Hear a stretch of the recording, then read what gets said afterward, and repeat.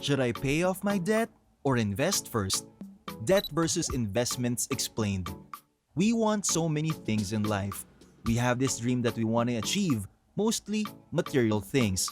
Brand new house, car, clothes, all of the things that will make us happy. But there are two most important things in life that we need to remember too, and it'll help us become stress-free too. In this video, I'll share with you an explanation between debt and investment and what we should do first. But before we start, don't forget to like and subscribe. This is Finance Boss, let's go! First thing that I would do, and our number one, is that I would save up a small emergency fund. Most of the time, emergency expenses end up going on a credit card, and you really don't want that. So first and foremost, before you start making extra payments towards debt and being very aggressive with that, you need to first set aside a little something for emergencies. Number two, I would pay off my credit cards. Credit card interest rates are high, like 15 to 20%. So the interest doubles, triple, and quadruples what you would make investing. So don't even think about investing until you have no credit card debt. If you have any extra money sitting in savings accounts other than your $1,000 mini starter emergency fund, I would use it to pay off your credit cards ASAP. Also, whatever you do, don't just make the minimum payments on your credit cards because you'll get your eyes gouged out with interest, and even if you do a balance transfer to a card that offers 0% APR, you should still pay it off ASAP because your percent introductory rates don't last forever and that credit card debt isn't going anywhere. Then the answer to this investing versus debt dilemma is easy. Don't invest, pay off the debt instead. Number 3. Map out your 401k employer match. If your job doesn't do 401k match or you're self-employed, just skip this step. Move on to number 4. But these days, many companies offer to match 401k contributions for a portion of your salary. So, if your company matches you up to 5% of your salary for your 401k contributions, I would contribute 5%.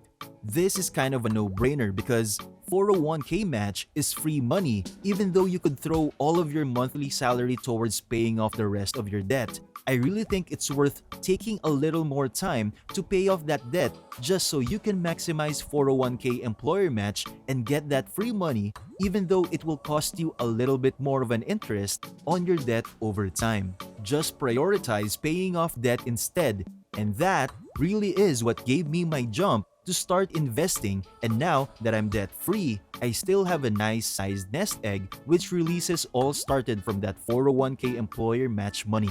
Number 4. I would start contributing no more than $100 a month into a Roth IRA and other options.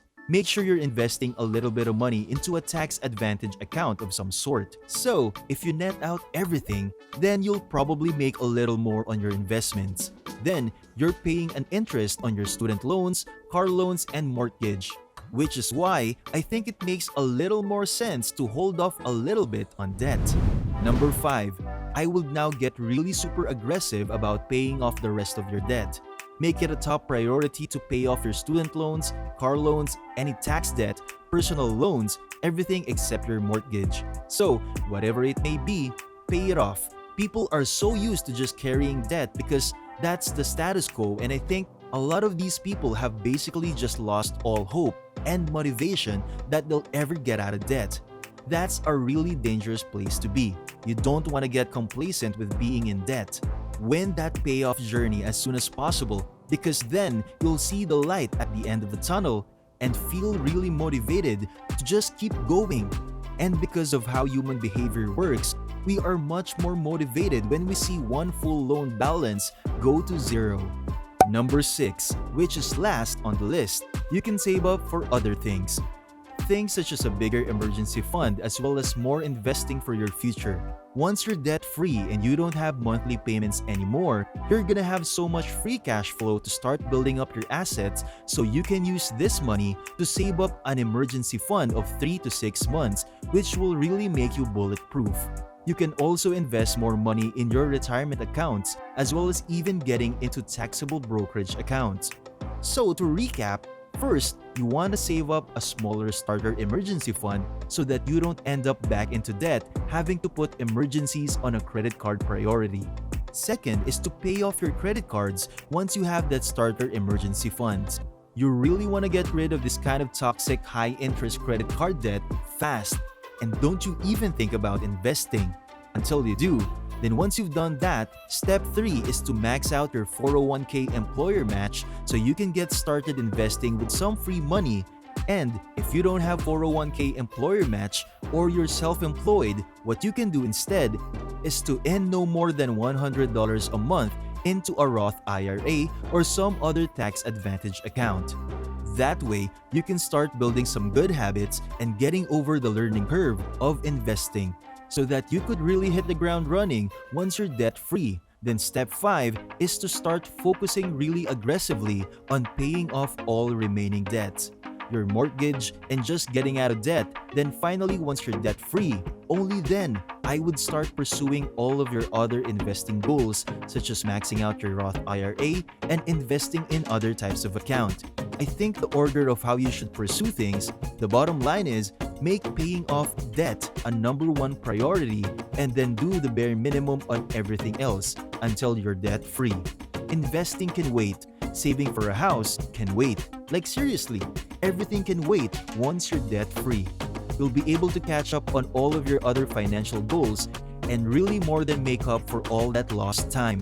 So, instead of getting all anxious about FOMO and worrying about falling behind, I would really just focus on one goal at a time instead of trying to do 5 different financial goals at once. Because if you do that, it's just gonna take you decades to accomplish any one financial goal if you're doing a million things at once, and that'll end up costing you thousands of dollars more in interest. Along the way, it's much more effective to go step-by-step focus on one big financial priority at a time and move on to the next thing only after you've crossed off the previous priority item.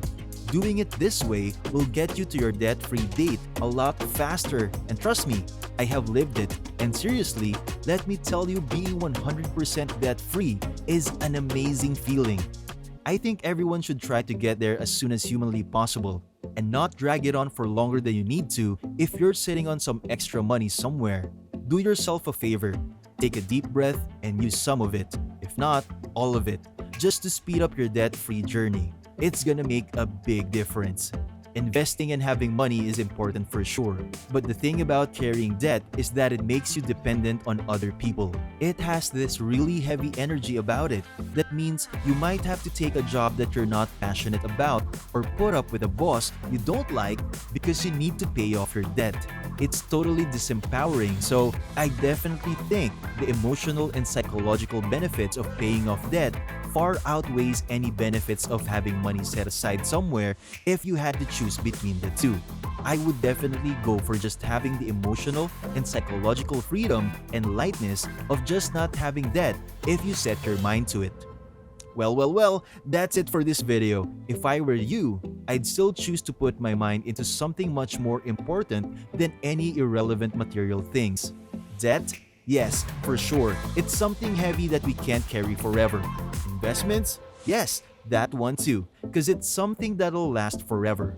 Have a great day. This is Finance Boss, signing off.